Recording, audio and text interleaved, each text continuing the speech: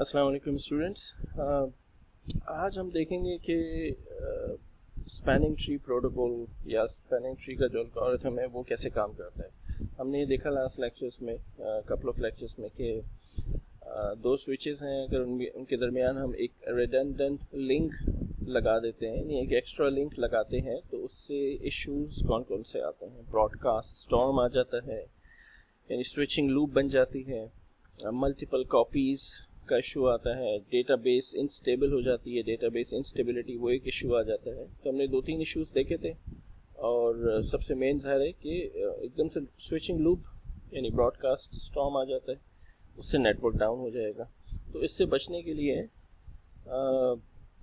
एक प्रोटोकॉल आ गई, spanning tree protocol, STP जिसको कहा जाता है। तो STP कैसे काम करती है, यानी एल्गोरिथम स्विच में by default basically STP enable होती है। तो ये बैकएंड पे स्विच कैसे STP की मदद से इस सिचुएशन से अपने नेटवर्क को निकालता है। कौन सी सिचुएशन? ये ब्रॉडकास्ट स्टॉर्म वाली सिचुएशन। क्विकली मैं आपको ये बता दूं कि क्योंकि हम इसकी डिटेल में जाएंगे, इसका हम एग्जांपल भी पढ़ेंगे। बड़ा इम्पोर्टेंट, बहुत ही इम्पोर्टेंट टॉपिक है ये।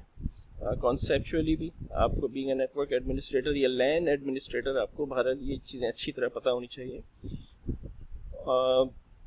आप इसमें भी देख सकते हैं कि जैसे 2 लिंक लगाए थे और इसने बैकएंड पे स्विचेस ने, सिस्को के स्विचेस हैं, इन्होंने यकीनन STP का एल्गोरिथम चलाया।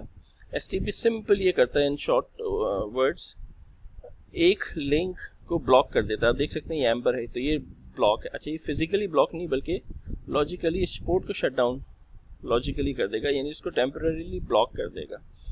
तो फिर आप ये कहेंगे कि अगर ब्लॉक ही करना था तो भाई फिर लगाने की क्या ज़रूरत थी। तो ये एक लॉजिकल ब्लॉकिंग है, यानी कि ट्रैफिक एक ही लिंक से जाएगा और दूसरा लिंक टेम्परेरीली बंद रहेगा। लेकिन इन केस अगर ये पहला लिंक डाउन हो जाता है, क्योंकि असल मकसद सेकंड लिंक लगाने का अभी फ़िलहाल रिडंडेंसी प्रोवाइड करना था कि एक एक्स्ट्रा लिंक मिल जाए।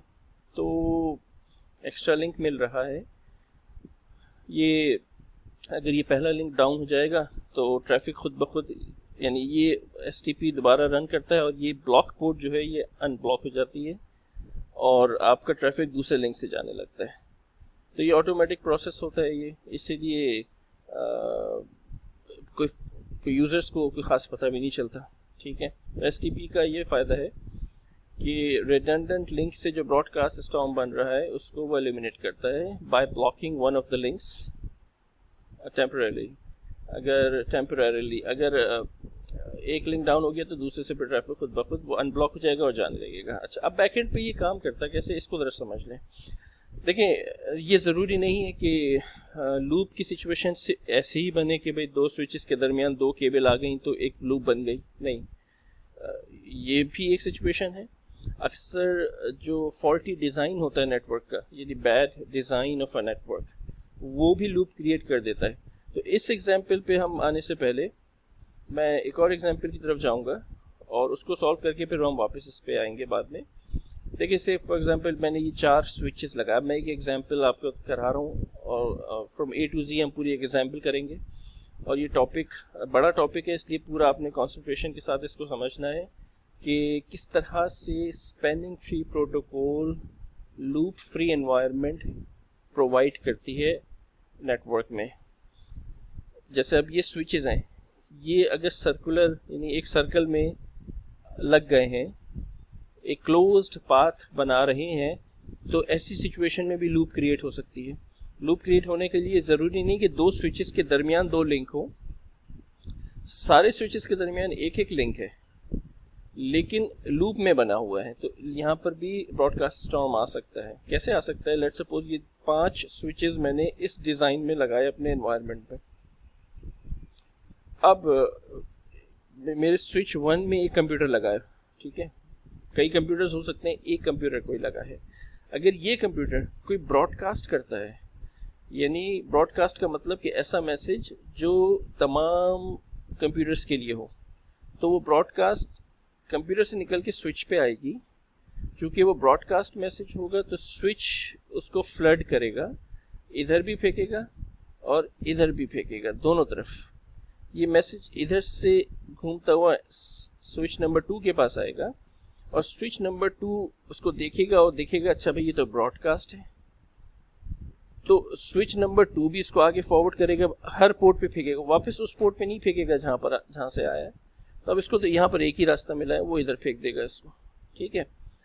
ये इधर पहुँचेगा तो ये ब्रॉडकास्ट मैसेज है, ये कहेगा अच्छा भाई मैंने हर जगह फेंकना है, तो इधर भी इसको फॉरवर्ड करेगा, इधर भी फॉरवर्ड कर देगा, ये घूमता हुआ इधर और इधर आ जाएगा। अच्छा जब इधर आएगा तो ब्रॉडकास्ट मैसेज है, तो ये उसको फिर इधर फेंकेगा और वापस इधर फेंक देगा। जब वापस इधर फेंकेगा तो ये स्विच फिर यानी यहीं से निकला था और इसी के पास पहुंच गया, तो लूप क्रिएट हो गई, क्योंकि इसने फिर वही करना है, उसको यूं फेंकना है, फिर यूं, एक लूप यहाँ क्रिएट हो जाएगी और इसी तरह एक लूप यहाँ भी क्रिएट होगी, क्योंकि ये भी क्लोज्ड पाथ है, क्योंकि ये इसको फेंकेगा, ये इधर आएगा, फिर ये इधर भी देगा, तो हर तरफ लूप बन रही है। मल्टीपल कॉपीज, एक ब्रॉडकास्ट का मैसेज इधर भी घूमता रहेगा, इधर भी घूमता रहेगा। तो बैड डिज़ाइन जो होता है नेटवर्क का, वो भी नेटवर्क में लूप क्रिएट करता है, ब्रॉडकास्ट स्टॉर्म ला सकता है। तो इससे भी बचने के लिए आप स्पैनिंग ट्री प्रोटोकॉल का इस्तेमाल करते हैं, ठीक है। अब ज़रा समझ लें कि स्पैनिंग ट्री प्रोटोकॉल होती क्या है। फॉर एग्जांपल मैंने इस स्विच को कहा कि इसका मैक एड्रेस है। देखिए स्विच की ये बात है, में रखें, स्विच की मैंने पहले ही बताया था, हर नेटवर्क पोर्ट का एक मैक एड्रेस होता है, ठीक है। स्विच में अगर 24 पोर्ट्स हैं तो 24 मैक एड्रेसेस होंगे स्विच की हर पोर्ट के, ठीक है। उसके अलावा भी एक मैक एड्रेस स्विच को दिया जाता है जो कंपनीज मैन्युफैक्चरर स्विच में लगाते हैं, जो कि स्पैनिंग ट्री में काम आता है, जो कि उसकी एक आईडी भी है और एक तरह से उसकी पहचान भी बन जाती है। तो लेट्स सपोज इस स्विच का जो मैक एड्रेस है, मैं कहता हूँ कि वो है 000001। इसको थोड़ा सा हम छोटा कर लेते हैं, ये ठीक है, 12 पे ले आते हैं। अच्छा ये मैं पूरा मैक एड्रेस नहीं लिख रहा, 48 बिट का होता है, सिर्फ मैं थोड़ा सा मैक एड्रेस लिख रहा हूँ इसका, क्योंकि हमने सिर्फ टॉपिक को समझना है इसमें क्या है। अच्छा थोड़ा सा बाकी लाना चाह रहा हूँ, आ जाओ भाई, चलो फॉरगेट इट। इसका मैक एड्रेस मैंने कहा लेट्स सपोज 0000A, ठीक है, ये इसका मैक एड्रेस है। अच्छा ये जो स्विच है ये वाला S3, लेट्स सपोज कि इसका मैक एड्रेस मैंने कहा कि ये है 010A, ठीक है। अगेन कि मैं इसके सिर्फ 4 शुरू के ले रहा हूँ, पूरा मैक एड्रेस नहीं लिख रहा, उसी से हमें मैक एड्रेस का पता चल जाएगा कि वो यानी स्पैनिंग ट्री में हम इसको यूज़ कर लेंगे। लेट्स सपोज इसका मैक एड्रेस है 020B, ठीक है, ये एक मैक एड्रेस इसका हो गया। अच्छा और स्विच नंबर 5 का जो मैक एड्रेस है वो 1234 है, लेट्स सपोज ये इसका मैक एड्रेस है। अच्छा स्विचेस के दरमियान ये जो लिंक्स हैं, ये मैं कह रहा हूँ कि ये लेट्स सपोज कि ये गीगाबिट 1 GB के लिंक है ये, ठीक है, यानी तमाम के तमाम लिंक 1 GB के हैं, स्टैंडर्ड है सारे, ये इनमें कोई अलग नहीं, कोई फास्ट इथरनेट नहीं, सब 1 GB है, गीगाबिट लिंक्स हैं। अच्छा ये इसकी भी इम्पोर्टेंस होती है। अब स्विच एनवायरनमेंट ये एक टोपोलॉजी है, यानी एक नेटवर्क डिज़ाइन किया हुआ है, लोकल एरिया नेटवर्क, जिसमें 5 स्विचेस लगे हैं। लूप क्रिएट होने का खदशा है, लूप से बचना है।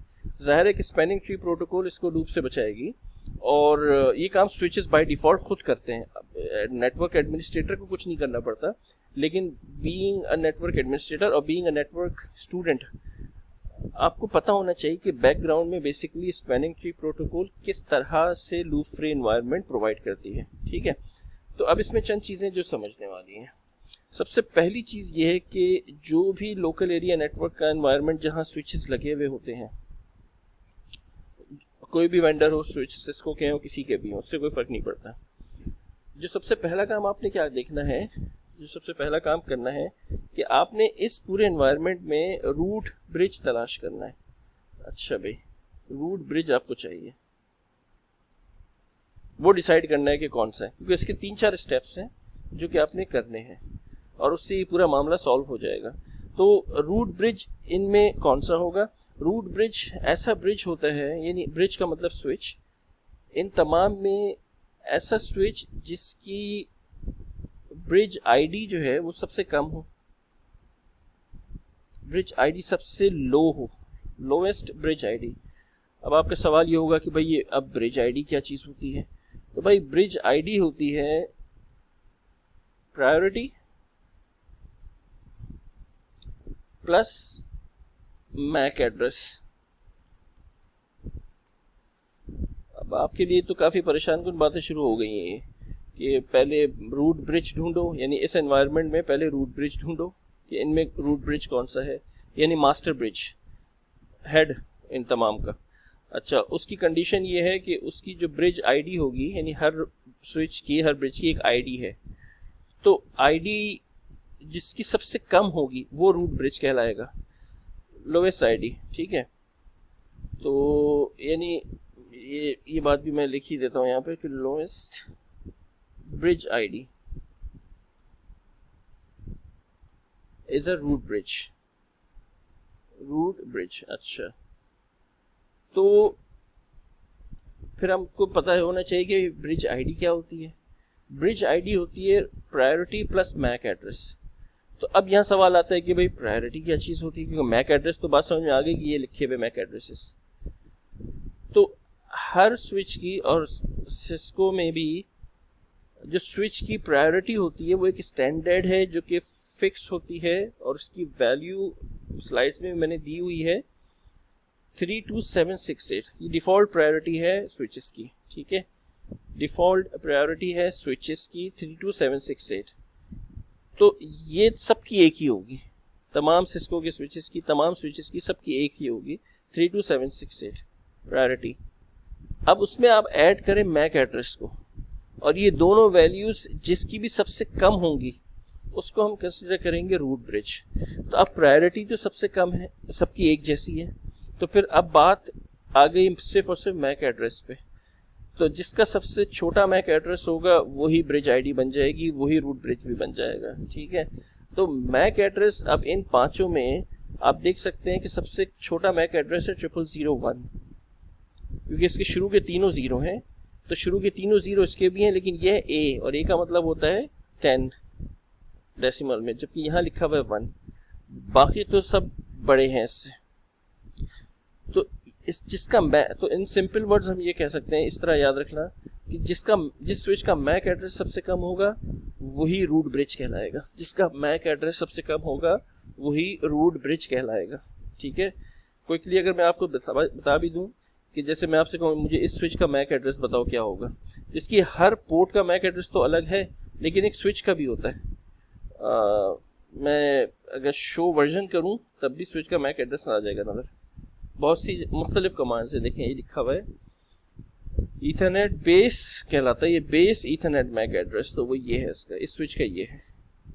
बाकी 24 पोर्ट्स हैं तो 24 मैक एड्रेसेस अलग होंगे, एक स्विच का अपना मैक एड्रेस भी मैन्युफैक्चरर इसको देता है जो कि स्पैनिंग ट्री में काम आता है। ठीक है, इसको वापस ले आते हैं इधर। हमने इस एनवायरनमेंट को लूप फ्री बनाना है, और STP स्पैनिंग ट्री प्रोटोकॉल, इसको ट्री प्रोटोकॉल कहा जाता है। तो अब यहाँ ये डिसाइड हुआ इस एनवायरनमेंट में कि ब्रिज आईडी जो है वो भी लिख देता हूँ 32768 और प्लस मैक एड्रेस है ये। तो मैक एड्रेस आपने सबके ऐड करके लेट्स सपोज के जो भी है इसका निकला है मैक एड्रेस, तो ये ब्रिज आईडी है। ये चूंकि सबकी बराबर है तो जिसका सबसे कम मैक एड्रेस होगा वही रूट ब्रिज बन जाएगा। ठीक है, इन केस अगर नेटवर्क एडमिनिस्ट्रेटर को, क्योंकि देखिए जो मैक एड्रेस होता है ना वो तो कभी नहीं बदला जा सकता, वो तो एक दफ़ा मिल गया तो मिल गया। तो किसी अगर नेटवर्क एडमिनिस्ट्रेटर को अपनी मर्जी से किसी स्विच को रूट बनाना हो, इस केस में तो ये रूट बन चुका है। ठीक है, ये वाला रूट ब्रिज है, ये मास्टर ब्रिज। लेकिन मैं बीइंग अ नेटवर्क एडमिनिस्ट्रेटर चाहता हूँ कि यार मेरा ये जो स्विच है ना ये मास्टर बने, क्योंकि ये 4000 सीरीज का, ये 6000 कैटलिस्ट स्विच है, हाई एंड स्विच है, जबकि ये एक बड़ा छोटा सा स्विच है।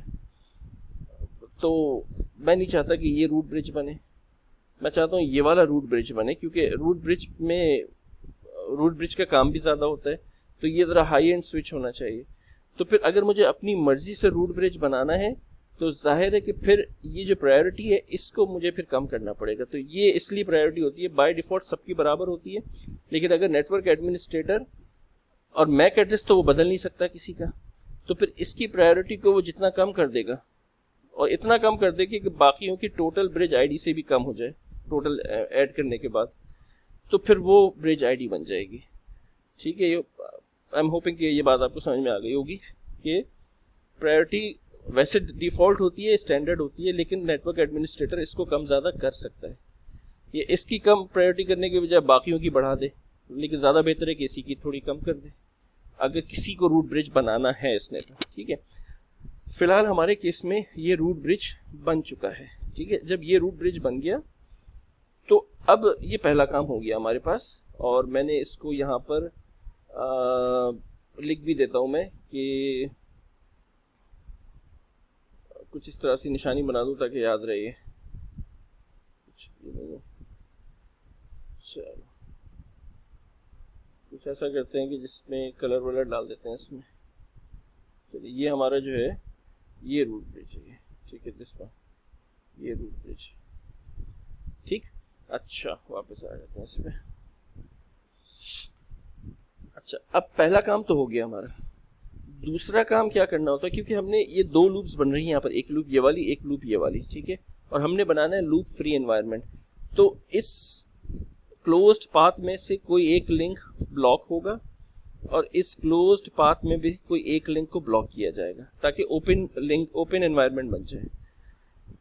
पहला काम हो गया, रूट ब्रिज बन गया।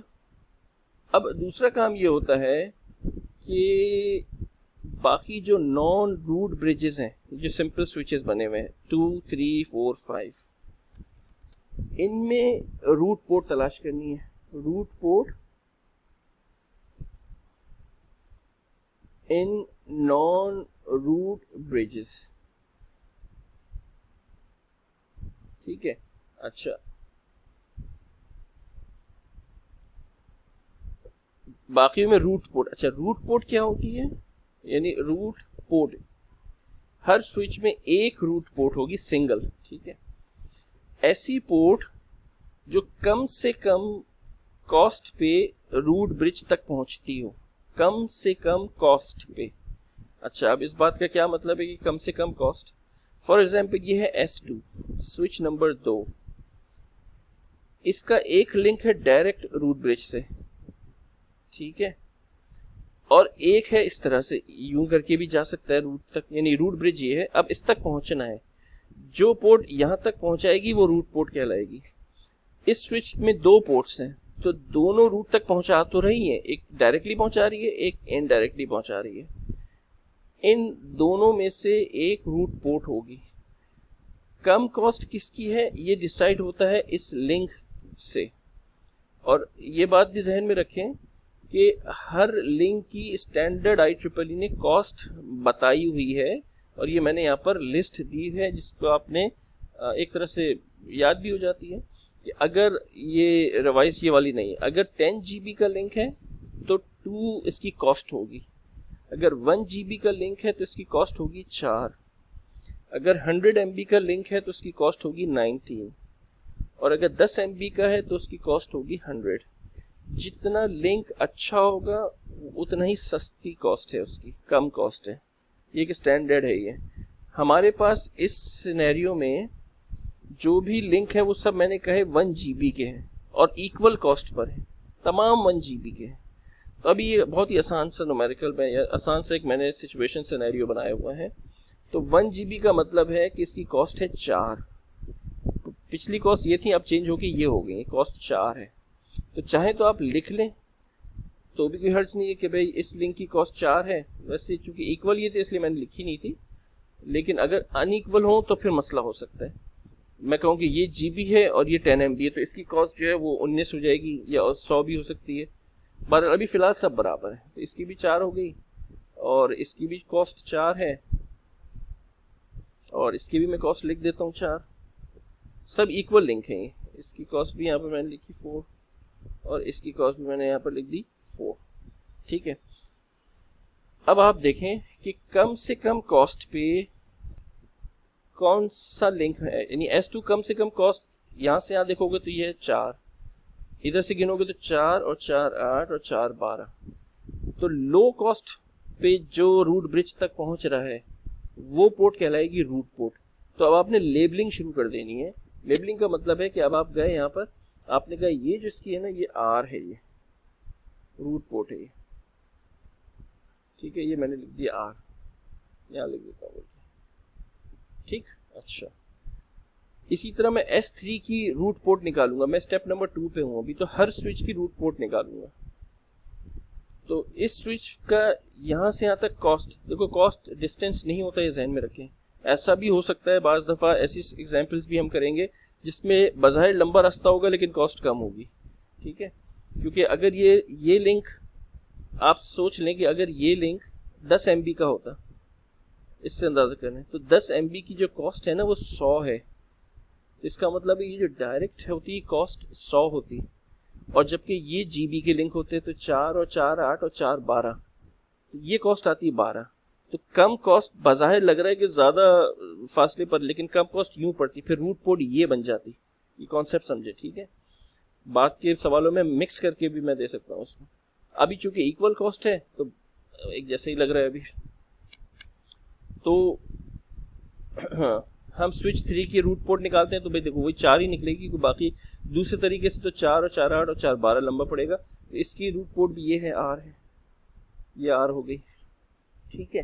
अच्छा, फिर S4 की रूट पोर्ट, S4 को रूट ब्रिज तक पहुंचना है तो एक रास्ता ये है 4 और 4 8, और दूसरा रास्ता है 4 और ये 4 8, दोनों बराबर कॉस्ट पर है। जब दोनों बराबर कॉस्ट पर हैं तो फिर अब कौन सा रास्ता इसका, यानी कौन सी पोर्ट रूट पोर्ट कहलाएगी, ये डिसीजन कैसे। तो इस सिचुएशन में S4 जो है वो इक्वल कॉस्ट पर है, यानी 4 और 4 8, इधर से भी 4 और 4 8, यानी रूट ब्रिज से इक्वल कॉस्ट पर है। तो फिर इन दोनों में से कौन सी रूट पोर्ट होगी, ये डिसाइड होगा कि इनसे जो डायरेक्टली कनेक्टेड स्विचेस हैं तो इनमें से कौन सा स्विच रूट से कम फासले पर है या कम कॉस्ट पर अवेलेबल है। तो जो भी स्विच कम कॉस्ट पे रूट ब्रिज से अवेलेबल होगा, यानी कम कॉस्ट पर होगा, तो वो वाली पोर्ट रूट पोर्ट कहलाएगी। अच्छा, तो अब हम देखते हैं कि ये जो है स्विच 2, ये स्विच 1 से कॉस्ट 4 पर है और स्विच 3 भी स्विच 1 से कॉस्ट 4 पर है। यहाँ इत्तेफाक से ये दोनों स्विचेस भी इक्वल कॉस्ट पर ही हैं। अब फिर फंस गए मामला यहाँ पर। अब किस तरह से डिसाइड होगा कि भाई स्विच 4 में ये दोनों में से कौन सी रूट पोर्ट है। तो फिर अब इन दोनों स्विचेस में जिसका मैक एड्रेस कम होगा उससे कनेक्ट होने वाली पोर्ट रूट पोर्ट बन जाएगी, ठीक है। तो अब इन दोनों में मैक एड्रेस कम जो है वो S2 का है, क्योंकि शुरू के तीनों 000 है या 0 1 है, तो 1 बड़ा नंबर है, सेकंड को अगर कंपेयर करें 0 छोटा है, तो ये कम मैक एड्रेस है। तो फिर इससे कनेक्ट होने वाली रूट पोर्ट बन जाएगी। तो इसका हमने डिसाइड कर लिया कि भाई ये R है, ये रूट पोर्ट बन गई इसकी, ठीक है भाई, ये R बन गई। अच्छा, तो इस स्विच की भी रूट पोर्ट एक आ गई, सिंगल रूट पोर्ट होती है हर स्विच में, इसकी भी आ गई। अब इसकी बारी आ गई। स्विच नंबर 5 जो है वो रूट ब्रिज से कई जगहों से, कई तरह से पहुंच सकता है। एक तो ये कि 4 और 4 8, अच्छा, दूसरा तरीका है 4 4 8 और 4 12, बहुत दूर है। तीसरा तरीका ये है कि भाई 4 + 4 + 4 + 4, बहुत लंबा है। 4 + 4 + 4, ये भी 12 है। तो सबसे कम कॉस्ट पे है 4 और ये 4 8, तो 8 पे तो इसमें तो और कोई कंपैरिजन की भी ज़रूरत नहीं पड़ रही, क्योंकि इसके अलावा हर जगह से दूर ही डिस्टेंस पड़ रहा है। तो ये इसकी रूट पोर्ट बन जाएगी खुद ब खुद। अच्छा, तो हमने स्टेप नंबर 2 भी कंप्लीट कर दिया। स्टेप नंबर 1 में हमने रूट ब्रिज तलाश किया था, ऐसा ब्रिज जिसकी आईडी सबसे कम हो, यानी सिंपल वर्ड्स में जिसका मैक एड्रेस सबसे कम हो। तो मैक एड्रेस इस ब्रिज का सबसे कम था, तो ये रूट ब्रिज बन गया। रूट ब्रिज बनने के बाद हमने अब बाकी रिमेनिंग जो नॉन रूट ब्रिजेस हैं उनके रूट पोर्ट मालूम करने। रूट पोर्ट ऐसी पोर्ट जो फॉरवर्डिंग पोर्ट होती है, और जो स्विच को सबसे कम कॉस्ट पे रूट ब्रिज से कनेक्ट करती है, तो हर स्विच की एक रूट पोर्ट बनेगी, और वो हमने देख ली कि कैसे बनी है कि कम कॉस्ट पे जो भी लिंक है वो रूट पोर्ट, यानी वो पोर्ट रूट पोर्ट बन जाएगी। तीसरा स्टेप है कि अब हमें तलाश करना है डेजिग्नेटेड पोर्ट्स। ठीक है, तीसरे स्टेप में, यानी जिनको हम फॉरवर्डिंग पोर्ट्स भी कहते हैं, वैसे तो रूट पोर्ट भी फॉरवर्डिंग पोर्ट होती है, लेकिन ये भी फॉरवर्डिंग पोर्ट्स होती हैं, डेजिग्नेटेड पोर्ट।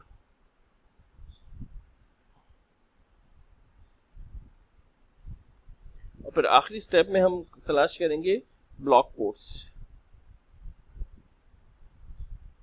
पोर्ट्स, और फिर हमारा ये सिनेरियो या न्यूमेरिकल ख़त्म हो जाएगा, यानी हम एसटीपी का जो हमारा ये है वो फिनिश हो जाएगा। अच्छा, अब देखते हैं डेजिग्नेटेड पोर्ट्स क्या होती हैं। तो डेजिग्नेटेड पोर्ट्स ध्यान में रखें, जो रूट ब्रिज है उसकी तमाम पोर्ट्स बाय डिफ़ॉल्ट फॉरवर्डिंग ही होती हैं, यानी जिनको हम डेजिग्नेटेड डी भी कह सकते हैं, क्योंकि ये तो रूट ब्रिज है ना, तो यहाँ तक तो हर स्विच ने अपना पैकेट फेंकना ही है, फ्रेम अपना फेंकना ही है। तो ऐसा नहीं हो सकता कि इस ब्रिज की कोई पोर्ट ब्लॉक बन जाए, ब्लॉक नहीं हो सकती। तो इसको तो आप शुरू में लिख दिया करें कि इसकी तो तमाम पोर्ट्स खुद ब खुद डेजिग्नेटेड होंगी।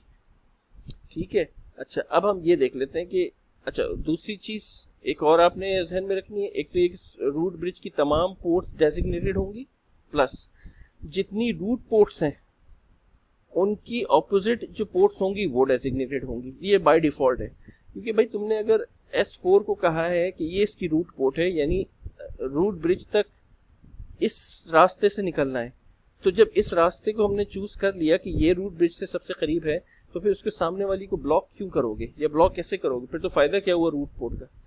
तो रूट पोर्ट के सामने वाली ब्लॉक हमेशा डेजिग्नेटेड होगी। तो ये भी डिसाइड हो गया, ये डी है। तो चंद चीजें तो फौरन डिसाइड हो जाएंगी, एक ये डिसाइड हो जाएगा, एक ये आर है, इसके सामने वाली ये डिसाइड हो जाएगी। ठीक है, अच्छा और तो कोई आर इसके सामने वाली डी पहले से है, आर इसके सामने वाली डी पहले से, तो इस लिंक का फैसला हो चुका है। इस लिंक का भी फैसला हो गया कि एक डेजिग्नेटेड एक रूट है, इसका भी फैसला हो गया। अब सिर्फ रह गया ये एक लिंक जिसकी दोनों पोर्ट्स में से अभी कुछ डिसाइड नहीं हुआ। ठीक है, इसका भी फैसला हो चुका है, ये अभी डिसाइड नहीं हुआ। तो ये दो लिंक्स हैं कि जिनका अभी तक जो है वो डिसीजन नहीं आया है।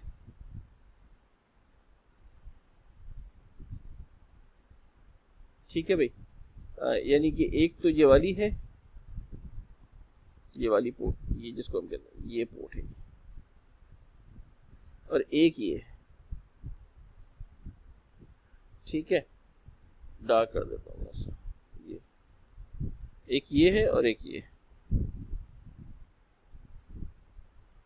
अच्छा, इन दोनों में से एक डेजिग्नेटेड होगी तो दूसरी ब्लॉक हो जाएगी।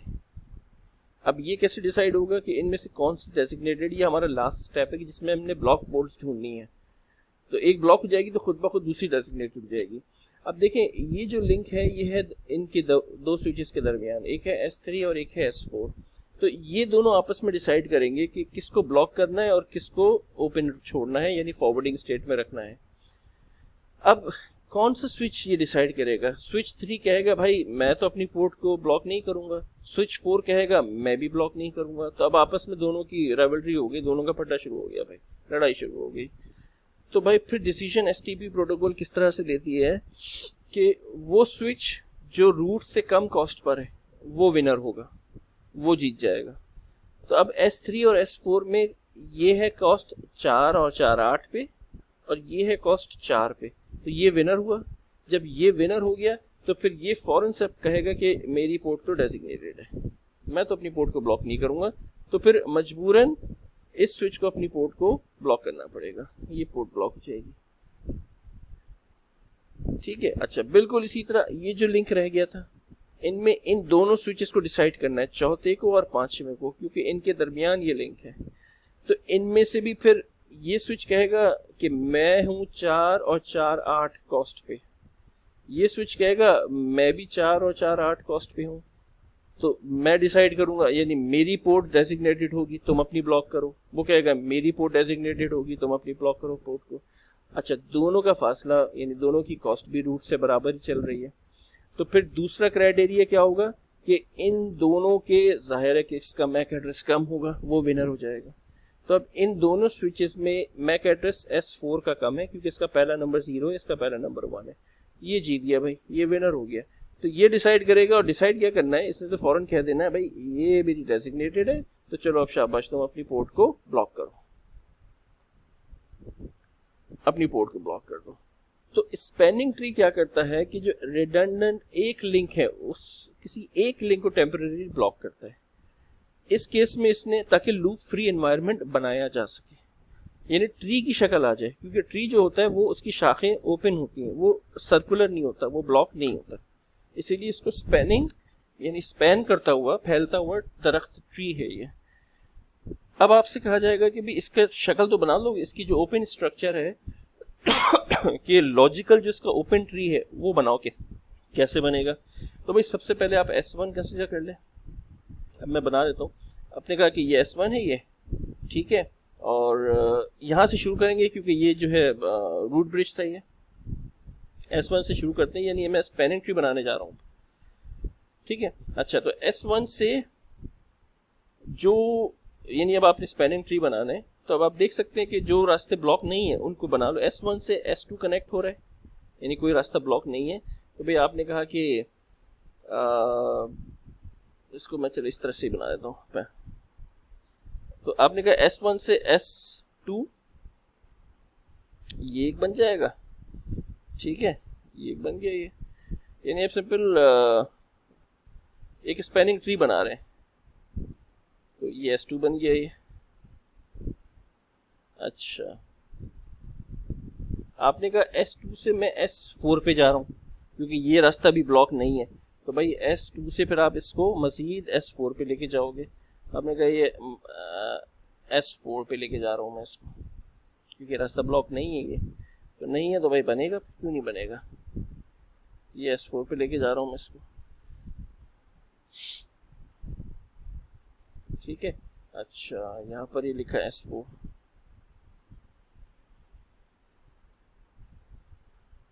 अच्छा, यानी S1 से S2, S2 से S4, अच्छा S4 से S3 नहीं जाएगा क्योंकि ये ब्लॉक है। तो ये लिंक समझने लॉजिकली ये लिंक टूटा हुआ है, तो ये कनेक्टिविटी नहीं है, तो कनेक्टिविटी यहाँ भी शो नहीं होगी। अच्छा, S4 से S5 लॉजिकली टूटा हुआ है, ब्लॉक है, तो ये कनेक्टिविटी, इसका मतलब है कि फिजिकल कनेक्टिविटी तो हुई भी है, तार तो कनेक्टेड है, लेकिन स्पैनिंग ट्री लॉजिकली ये इसको ब्लॉक किया हुआ है। तो लॉजिकल स्ट्रक्चर हम बनाने जा रहे हैं, तो S4 से आगे कोई कनेक्टिविटी पॉसिबल नहीं, ना ये वाली ना ये वाली। अच्छा, दूसरी तरफ आ जाओ, S1 से S3 कनेक्टेड है, तो S1 से फिर मैं कनेक्ट कर देता हूँ S3 को, S3 को कनेक्ट कर देता हूँ, ठीक है। S3 को मैंने कनेक्ट कर दिया,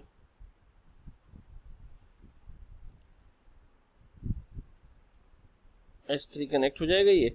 अच्छा, और देखते हैं भाई S3 किससे और आगे कनेक्टेड है। S3 इससे नहीं कनेक्टेड है क्योंकि ये ब्लॉक है। S3 मजीद कनेक्टेड है S5 से, तो S3 से और मैं मजीद एक कनेक्शन बनाता हूँ S5 तक का, ठीक, ये मैंने S5 तक का भी बना दिया, ये S5 तक का कनेक्शन बन गया। S5, ठीक है। अच्छा, S5 से S4 मैं कनेक्ट नहीं कर सकता, ज़ाहिर है ब्लॉक है। अब आप देखें कि ये पूरा क्लोज स्ट्रक्चर था, इसने जब स्पैनिंग ट्री चलाया तो दो लिंक्स को ब्लॉक किया, हर क्लोज्ड पाथ में एक लिंक ब्लॉक होगा, यानी ओपन हो जाएगा ये, इसमें से ट्रैफिक नहीं जाएगा। ट्रैफिक ना जाने का मतलब है कि ट्रैफिक के रास्ते अब सिर्फ ये है, तो आप देख सकते हैं ये रास्ता है ट्रैफिक का। तो ये एक ओपन ट्री बन गया, एक ओपन स्ट्रक्चर बन गया। स्पैनिंग ट्री ने इसको लॉजिकली ओपन कर दिया, और यही होता है स्पैनिंग ट्री में, यही करता है स्पैनिंग ट्री, इसी वजह से लूप फ्री एनवायरनमेंट बनता है, ठीक है। ये बात जहन में रखें, एग्जाम में या कहीं भी आपको बाद मैंने स्टूडेंट्स ऐसे भी देखे हैं कि मतलब वो माशाल्लाह वो क्या पढ़ाई करते हैं कि स्पैनिंग ट्री को भी क्लोज कर देते हैं, मिला देते हैं आपस में। इंतहा से ज़्यादा यानी कॉन्सेप्ट की वो गलती है ये। स्पैनिंग ट्री का मतलब ही है कि तुम इस क्लोज्ड आर्किटेक्चर को, डिज़ाइन को ओपन लॉजिकली कर रहे हो। यदि असल में नेट ट्रैफिक इस तरह से पास होगा ताकि लूप ना बने, कोई रिवर्स पाथ ना मिले, इसी से तो बचना है। आप ट्री को कैसे क्लोज कर सकते हैं? तो ये कहलाएगा स्पैनिंग ट्री प्रोटोकॉल। ठीक है भाई, तो ये चंद स्टेप्स थे, इनको आप दोबारा से अच्छी तरह सुन लीजिएगा। मैं इसकी एक दो एग्जांपल्स और कराऊंगा ताकि आपको ये और भी क्लियर हो जाए स्पैनिंग ट्री किस तरह से एक लूप फ्री एनवायरनमेंट क्रिएट करता है बैकग्राउंड में। याद रहे, नेटवर्क एडमिनिस्ट्रेटर को ये एल्गोरिथम खुद नहीं चलाना पड़ता, ये काम स्विच करता है। स्विच कैसे करता है कि स्विच अब जैसे ही एक आपस में कनेक्टेड होते हैं, ये स्विच अपने बराबर वाले कनेक्टेड स्विचेस को BPDUs सेंड करता है। BPDUs, ठीक है। BPDUs क्या कहलाते हैं? Bridge protocol data units. इसमें ये अपनी इंफॉर्मेशन बराबर वाले को देता है। ये अपनी इंफॉर्मेशन देता है कि अपना बैक एड्रेस देता है, अपने ब्रिज आईडी प्रोवाइड करता है, ठीक है।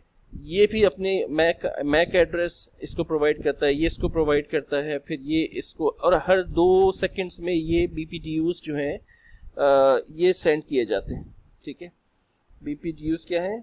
ब्रिज प्रोटोकॉल डेटा यूनिट्स, ठीक है। और एक तरह का इलेक्शन हो जाता है जब ये आपस में इनको ये चीज़ें मिल जाती हैं, अपने एनवायरनमेंट में तमाम स्विचेस के मैक एड्रेसेस वगैरह मिल गए, तो फिर एक तरह का इलेक्शन है कि इनमें से सबसे कम जिसकी ब्रिज आईडी होती है वो फिर रूट ब्रिज बन जाता है, ठीक है। तो BPDUs का बड़ा इंपॉर्टेंट रोल है। BPDUs ही स्विचेस आपस में एक दूसरे को मुस्तकिल सेंड कर रहे होते हैं और इन्हीं की मदद से ये स्विचेस आपस में कम्युनिकेट करते हैं, आपस में डिसाइड करते हैं कि कौन सा रूट ब्रिज होगा, कौन सा नॉन रूट ब्रिज होगा, कौन सी रूट पोर्ट होगी, कौन सी डेजिग्नेटेड पोर्ट होगी, and which one will be the block port, ठीक है। तो ये स्पैनिंग ट्री है। फिर हम इसकी इंशाल्लाह बाद में नेक्स्ट लेक्चर में इसकी मज़ीद एग्जांपल्स करेंगे। Thank you.